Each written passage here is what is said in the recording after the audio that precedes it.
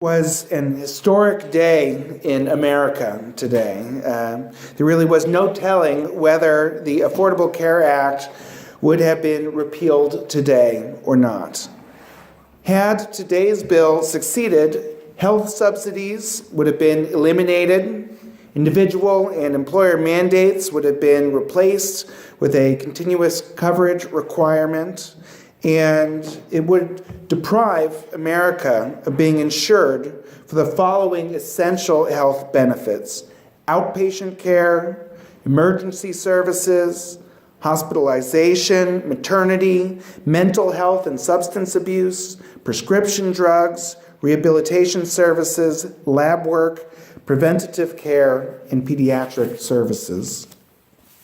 Had today's bill passed, the Congressional Budget Office predicted that 24 million Americans would have been left uninsured altogether.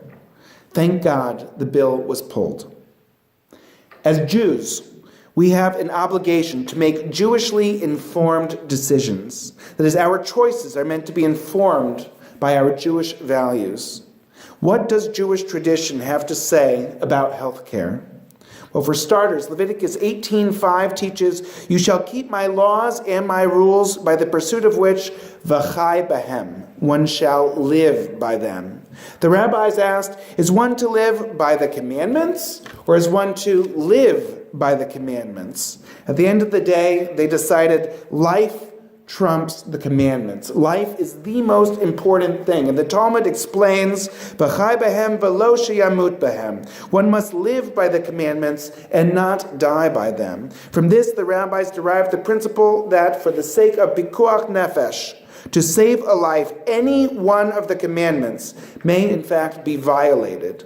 That's how important life is to Judaism.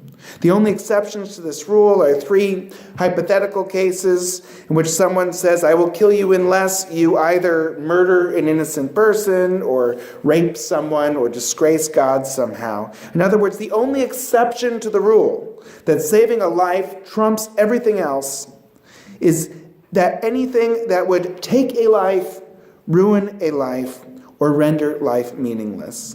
It's not just that Judaism values life, it's that nothing is more important in this world than life itself. On Yom Kippur, we read from the book of Deuteronomy, chapter 30, verse 19, "Hachayim v'hamavet natati lefanecha," life and death have I set before you. "Habracha v'haklala," the blessing and the curse. "Uvacharta b'chayim," choose life. "Lama'an techiyeh ata v'zarecha," so that you and your descendants may live. Without adequate access to health care, a person has no choice between life and death, blessing or curse. That choice belongs to the people, so that every one of us and our descendants have an equal opportunity to live. On Yom Kippur, 2,500 years ago, the prophet Isaiah challenged, "You call this a fast? No, this is the fast I desire, to unlock the fetters of wickedness, to let the oppressed go free, to share your bread with the hungry, and to take the wretched poor into your home. When you see the naked, to clothe him, and not to ignore your own kin." And lest we fail to make the connection between providing shelter and providing health care, Isaiah uses healing imagery to describe the benefit that we gain from providing for the needy. "Then shall your healing spring up quickly, and if you offer your compassion to the hungry and satisfy the famished creature, then shall your light shine in the darkness." Years from now, we will look back on the days before Obamacare as a dark age. Make no mistakes, the Affordable Care Act is in need of many improvements, not just revocation. Only after we draw from our Jewish values to bring truly universal health care to fruition shall we be worthy to be called a light unto the nations. Historically, rabbis have always interpreted the Torah, the prophets, and the Talmud to call for the provision of health care for all of the needy in the community. Consider Moses Maimonides. When he wasn't moonlighting as the world's leading Jewish legal scholar, Maimonides spent most of his days as the Sultan of Egypt's personal physician. But in the evening, he would serve the Jewish community, both physically to their physical needs, but also to their spiritual needs and their Jewish questions. On Maimonides' index of the 10 most important communal services that a city must offer its residents, he listed healthcare first and foremost. Similarly, the Shulchan Aruch tells us that when it comes to prioritizing the use of communal funds, that money is better spent caring for the sick even than building a synagogue. Eliezer Waldenberg, one of the 20th century's leading Jewish medical ethicists, ruled that a Beit Din, a Jewish legal court, can compel a doctor to provide care for the needy, and that the community fund should pay what the patient could not afford.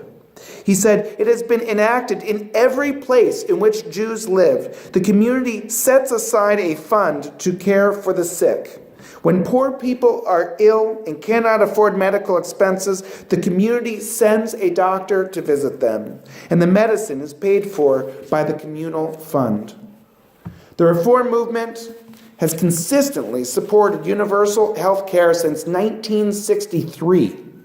A 1975 URJ resolution, actually in those days it was called UAHC, the UAHC resolve called for a national comprehensive prepaid single benefit standard health insurance with no deductible to cover prevention, treatment, and rehabilitation in all fields of health care. Similarly, in 1976, the CCAR, the Rabbis Union, passed a resolution calling for comprehensive national health insurance. Israel, of course, has had universal health care for years. As Reformed Jews, we take to heart the words of Hillel, "Im ein ani li mili," if I am not for myself, who will be for me? "Ukesha'ani la'atzmi ma'ani," but when I am only for myself, what am I? "V'im lo akshav ematai," and if not now, when?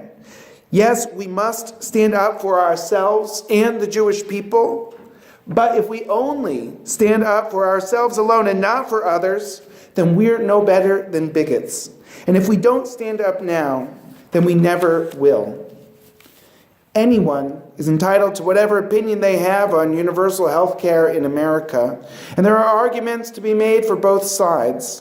But in light of the value of life in Judaism, and the Reform movement's commitment to the human rights of all people, we cannot in good conscience stand idly by the blood of our neighbors who would be faced with inadequate health care or no health care at all.